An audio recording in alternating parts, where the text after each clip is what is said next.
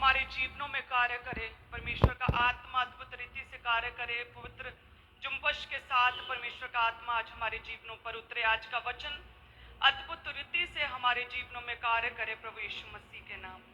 तो सभी कलीसियां अपने स्थानों पर बैठ जाएं। सभी ब्रांचेस भी, मैं साइड पे देखना चाहती हूँ ब्रांचेस को जल्दी से। सभी ब्रांचेस भी अपने हाथ को उठाएं। बड़ी बेदारी के लिए भी हम देखें इस ग्रेस को कि किस तरह से ब्रांचेस में लोग बैठे। अमृतसर ब्रांच कितनी बड़ी हो चुकी है, Ajnala, Gurdaspur.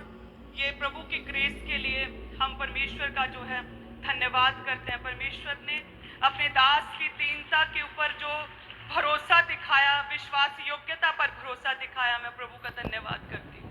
Thank you Jesus. सो अपने बीजों को उठाएं सभी कलीसियां। बीज, आपको मैं हमेशा बताती हूँ, बीज हमारी लाइफ्स को चेंज करता है। बीज हमारी प्रार्थनाओं को स्पीड देता है। बीज एक ऐसा स्टेप है जिससे परमेश्वर को पता चलता है कि हम उसके दास हैं, उसके बेटे बेटी, हम उसी से प्रेम करते हैं। जब हम बीज बोते हैं तो हम शैतान को शर्मिंदा करते हैं, क्योंकि शैतान अलग अलग तरह की आपको बीमारियों में, परीक्षाओं में डालना चाहता है। वो चाहता है कि आप परमेश्वर से किसी तरह से दूर हो जाएं। वो ऐसी प्लॉटिंग से संघर्ष आपके जीवनों में लेकर आता है कि आप दूर हो जाएं, आप प्रार्थना छोड़ दें, आप परमेश्वर से प्रेम छोड़ दें, पहला सा प्रेम छोड़ दें प्रभु से। आप अपने जीवन में परमेश्वर की इंपॉर्टेंस को कम कर दें। कई तरह के संघर्ष वो आपके जीवनों में लेके आता है। लेकिन जब आप बीज बोते हैं तब आप शैतान को शर्मिंदा करते हैं। आप ये शैतान को दिखाते हैं कि नहीं, हम चाहे किसी भी प्रॉब्लम में क्यों नहीं, हमारे जीवन में कोई भी दुख क्यों नहीं है, लेकिन देखो हम इस दुख में भी बोते हैं, हम इस पीड़ा में भी जो बो रहे हैं ना, हम जो अपनी इस प्रॉब्लम में भी बो रहे हैं, इस परीक्षा में भी बो रहे हैं, क्योंकि हम अपने परमेश्वर प्रभु यीशु मसीह से प्रथम प्रेम करते हैं, सबसे अधिक प्रेम करते हैं। ये परीक्षाएं, ये प्रॉब्लम्स, ये रोग, ये बीमारियां, ये मायने नहीं करती हैं। आप शैतान को शर्मिंदा करते हैं जब आप बीज को बोते हैं। हालेलुया। तो बीज ऐसा हमेशा बोना चाहिए जो हमें हिलाए। ऐसा बीज, मान लो किसी के पास 1 लाख है और उसमें से वो 5,000 बो रहा है, तो वो हिलाएगा नहीं। 5,000 ही तो बोया एक लाख में से। बट अगर किसी व्यक्ति के पास 2,000 है और उस 2,000 में से उसने 1,000 बो दिया, तो उसने अपना आधा दे दिया, तो उस 1 लाख वाले से अधिक वो परमेश्वर से अपने प्रेम को उसने दिखाया। उसका बोना अधिक, कहते हैं कि टफ, मुश्किल है जो उसे हिलाएगा। हालेलुया। सो अपनी कैपेसिटी के अकॉर्डिंग, अपनी काबिलियत के अकॉर्डिंग जो परमेश्वर ने हमें दिया वो परमेश्वर का है। हम जो बोते प्रभु से कहते हैं प्रभु तेरा राज्य बढ़े, तेरे काम बढ़े, मैं घटूं लेकिन तू बढ़े।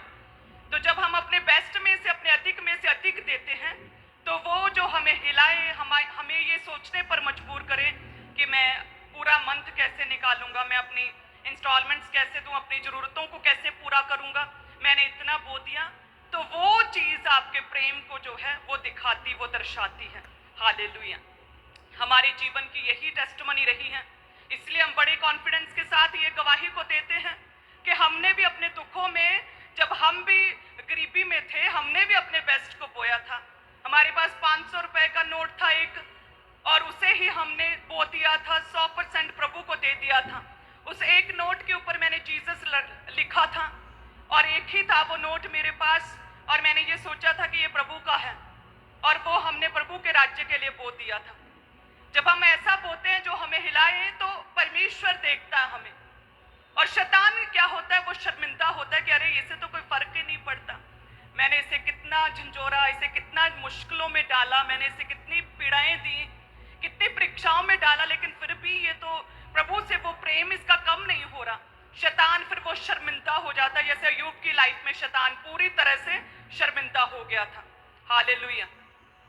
सो हम जो भी बोते हैं प्रभु के राज्य में, वचन कहता है कि जिस किसी व्यक्ति ने भी बोया है, परमेश्वर ने उसके बीजों के कारण, उसकी पवित्रताई के कारण, उसकी प्रेयर के कारण, उसके करैक्टर के कारण अद्भुत रीति से परमेश्वर ने उसके जीवन में कार्य किया।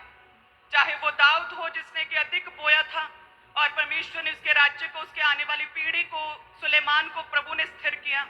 चाहे वो बरनबास हो जिसने कि एक वॉलंटियर के रूप में, एक विश्वासी के रूप में उसने सबसे अधिक बो दिया, अपनी प्रॉपर्टी बो दी थी, और वो परमेश्वर के दास के रूप में परमेश्वर ने उसे इस्तेमाल किया।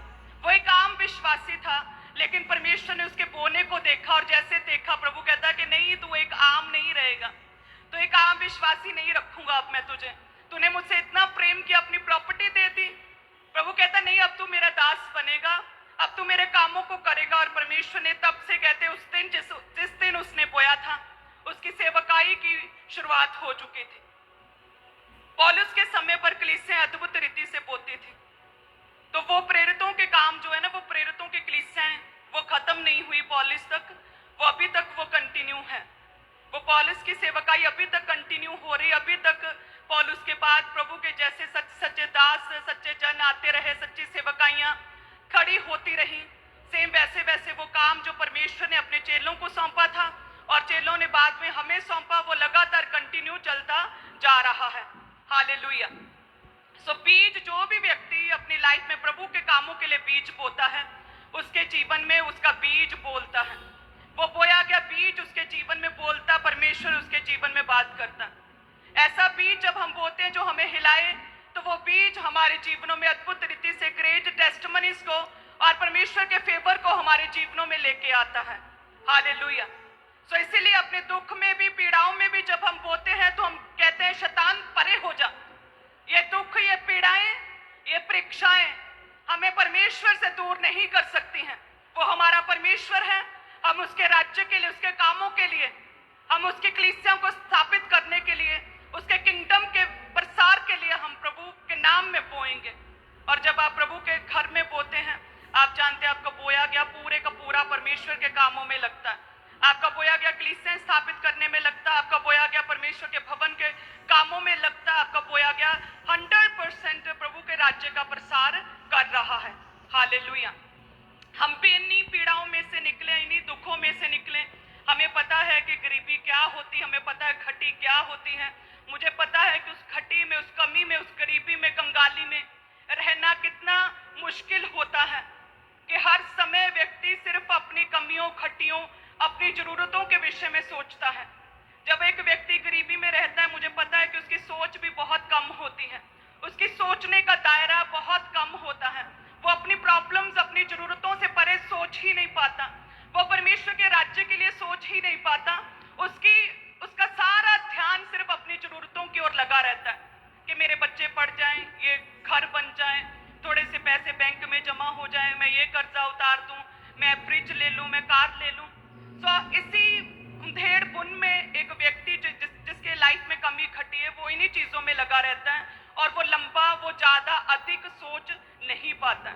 इसीलिए कहते हैं गरीबी एक श्राप है। लेकिन परमेश्वर का वचन कहता है, जब हम प्रभु के राज्य के लिए बोते हैं, तो परमेश्वर इस कर्ज को, इस श्राप को हमारे जीवनों से पूरी तरह से खत्म करता है। हालेलुया। पूरी तरह से खत्म करता है। मुझे याद है जब मैं पहली बार चर्च गई थी, जब ईस्टर पर परमेश्वर ने मुझे इनवाइट किया, प्रभु का धन्यवाद, प्रभु ने चुन लिया। मैं इतनी हठी थी कि मान ही नहीं रही थी कि प्रभु यीशु परमेश्वर है, मान ही नहीं रही थी। बुरा हाल, तंग किया हुआ था घर वालों को कि नहीं जाऊंगी चर्च। तो प्रभु का धन्यवाद है, प्रभु ने अपनी दासी को उस दिन बुला लिया, और जब मैं चर्च गई तो मैंने अपने घर में जितने पैसे थे, सबसे अधिक वो एक नोट मेरे घर वालों ने मुझे पकड़ा दिया कि आज तुझे प्रभु ने खुद बुलाया है।